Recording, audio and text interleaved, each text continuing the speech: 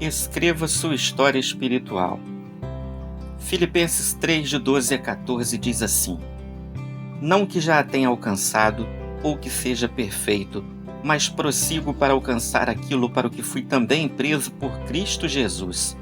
Irmãos, quanto a mim, não julgo que o haja alcançado, mas uma coisa faço, e é que, esquecendo-me das coisas que atrás ficam e avançando para as que estão diante de mim, prossigo para o alvo, pelo prêmio da soberana vocação de Deus em Cristo Jesus. Como está a sua vida espiritual? Você já pensou sobre isso? Já tomou alguma atitude a respeito? Independente do que aconteceu com você até hoje, sua história pode mudar de agora em diante. Que tal começar a escrever uma história espiritual que vai afetar toda a sua vida? Vamos aprender com o apóstolo Paulo? Faça uma autoanálise. O apóstolo Paulo deixou bem claro que ele estava olhando para a vida dele e ele fez essa autoanálise. Não que já tenha alcançado ou que seja perfeito. Quanto a mim, não julgo que o haja alcançado. Ele estava analisando a própria vida, sabia muito bem o nível que havia alcançado e que ainda não havia atingido total maturidade. É tempo de você parar para fazer uma autoanálise. Sim, você precisa. Olhe para a sua vida. Veja o nível espiritual que você se encontra, pois é daí que você vai começar a escrever sua história espiritual. O ideal é que você busque a ajuda de um cristão experiente, pois ele vai ajudá-lo a enxergar o quanto você ainda precisa crescer. Que tal começar hoje? Esqueça o que passou. O texto diz: esquecendo-me das coisas que atrás ficam. O apóstolo Paulo sabia muito bem do que estava falando. No passado, fora perseguidor dos cristãos, mandava matá-los. Agora, era um cristão convicto, pregador da palavra. Você já pensou se ele ficasse se lamentando, murmurando, pensando no tempo que fora gasto dessa forma? A vida dele estaria parada. Querido, você não pode ficar preso a coisas do passado. Não importa se você foi bom ou ruim. Nada do que você tenha feito importa mais. Se você já pediu perdão a Deus, não deixe que o passado continue atrapalhando seu presente. Há pessoas que sofrem porque magoaram alguém ou porque foram magoadas. Há 1, 2, 3, 10 anos. Se você é desses, precisa de cura espiritual. A cura que vem do Senhor. Se quer pensar no passado, pense em coisas boas, coisas que vão animá-lo, alegrá-lo, fazê-lo bem. Avance, diz o texto, e avançando para as que estão diante de mim. Avance, marche, prossiga, não pare. Levante a cabeça, olhe para frente e vá à luta. É importante saber que quando você resolve avançar em sua vida espiritual, o diabo não fica feliz.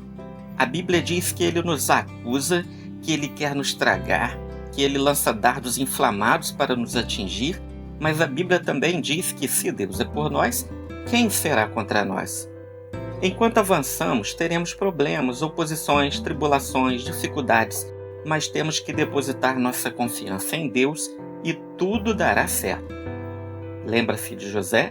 Foi vendido pelos irmãos aos midianitas quando tinha 17 anos, depois foi vendido a Potifar, vendido 2 vezes, foi acusado de assédio pela esposa de Potifar, foi preso, foi esquecido pelo padeiro cujo sonho interpretou. Quer mais alguma coisa? Que vida, não? Você acha que José parou, trancou-se num quarto escuro e disse: "Ó vida cruel, eu quero morrer"? Se pensa, está enganado, pois durante todo esse tempo a Bíblia diz que Deus estava com José e o fazia prosperar. Sabe por quê? Porque José continuou avançando, marchando, não parou e manteve-se fiel a Deus. José passou por todos esses problemas durante 13 anos de sua vida, mas não desistiu. Aos 30 anos, José chegou a ser o segundo homem mais forte do Egito. Só o faraó estava acima dele. Se você continuar avançando sendo fiel a Deus, ele irá honrá-lo. Tenha um alvo. O texto diz: prossigo para o alvo. Você quer chegar a que lugar? Qual é seu alvo? Ou quais são os seus alvos? Alvos nos movem, alvos nos motivam, alvos nos estimulam. Se você estabelecer um alvo para a sua vida espiritual, vai acordar todos os dias e terá algo a fazer.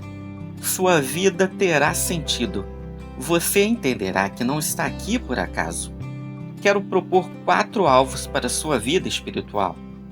Coloque o reino de Deus em primeiro lugar. Deixe seu mundinho particular de lado e coloque o reino de Deus em primeiro lugar na sua vida. Viva para cumprir a missão que Deus lhe deu. Pare de perder tempo com bobagens e coloque Deus como centro da sua vida. Procure viver uma vida de santidade. Santidade tem a ver com a aproximação de Deus e afastamento do pecado. Muitos cristãos estão brincando com isso, mas Deus diz que devemos ser santos em toda a nossa maneira de viver. Viva pela fé, não importam as circunstâncias, diz um cântico. Não desanime com o que você está vendo ou com as previsões pessimistas. O justo vive pela fé. Independente do que estiver acontecendo, acredite em Deus, entregue seus problemas a Deus e vitórias virão, com certeza. Leve esperança. Os cristãos estão neste mundo para isso. Levar esperança àqueles que a perderam. O nome da esperança é Jesus Cristo. Sim, esse nome deve ser levado a todos os cantos deste mundo. O mundo precisa acreditar que Jesus é a única esperança para este mundo que está no maligno. Faça uma autoanálise, esqueça o que passou, avance e tenha alvos. Acredito firmemente que dessa forma você poderá escrever uma linda história espiritual e sua vida será totalmente diferente. Deus o abençoe.